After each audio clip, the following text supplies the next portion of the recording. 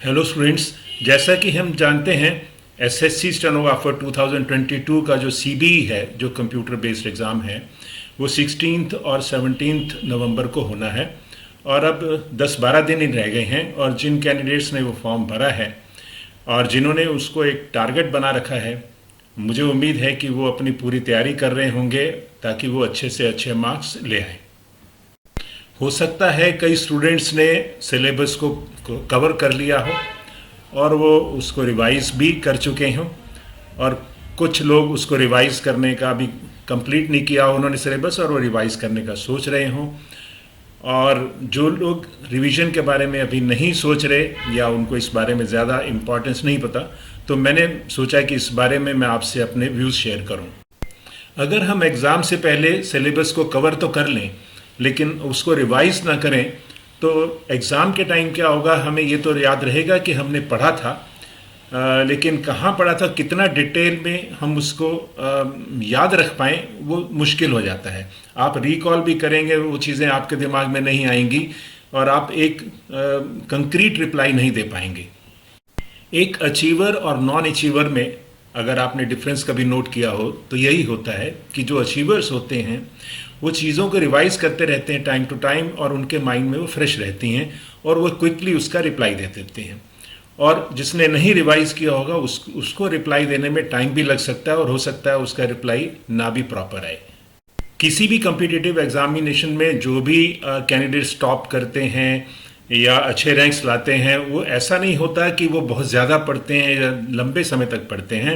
वो स्टडीज़ को एक प्लान्ड वे में करते हैं कि हमने इतने घंटे रोज़ ज़रूर पढ़ना है, और वो अपना एक शेड्यूल बना के, रिवीजन का शेड्यूल भी उसमें होता है, और मैटर्स को वो टाइम टू टाइम रिवाइज करते रहते हैं, विच इज़ वेरी इंपॉर्टेंट। इसलिए मैं आपसे सजेस्ट करना चाहूँगा कि जो भी आपके लिए इम्पॉर्टेंट है या जो भी आपको डिफ़िकल्ट लगता है उसको सबसे पहले रिवाइज़ करिए, या अगर आपने कुछ अपने नोट्स बना रखे हैं तो उसको रिवाइज करिए।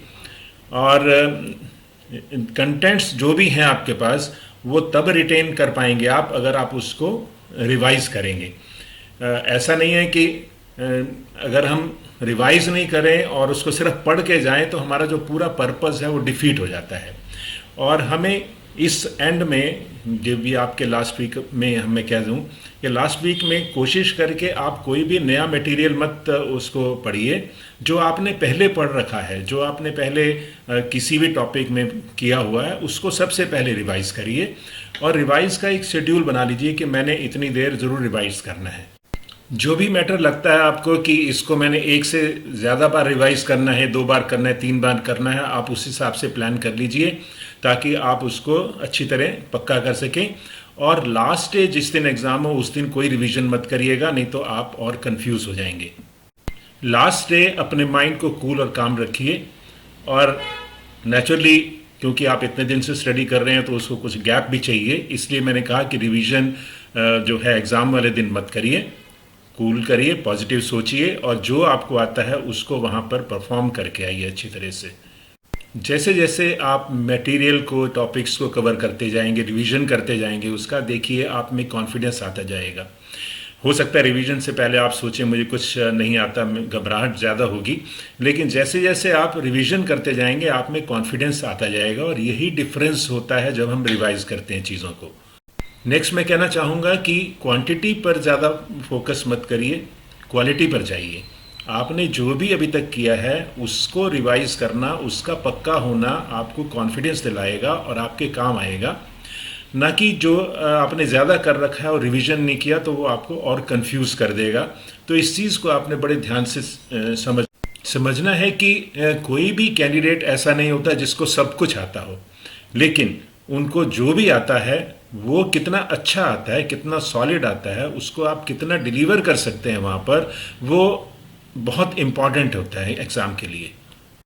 रिवीजन करने का टूल एक मॉक टेस्ट भी हैं, और ये बहुत साइट्स हैं जहाँ पर आपको पेड और अनपेड मॉक टेस्ट मिलते हैं इस एग्ज़ाम के लिए।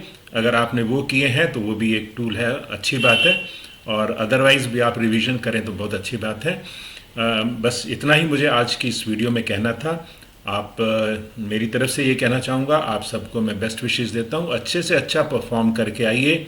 रिवीजन करके जाइए, कॉन्फिडेंस बढ़ेगा आप में, पॉजिटिव सोच के जाइए।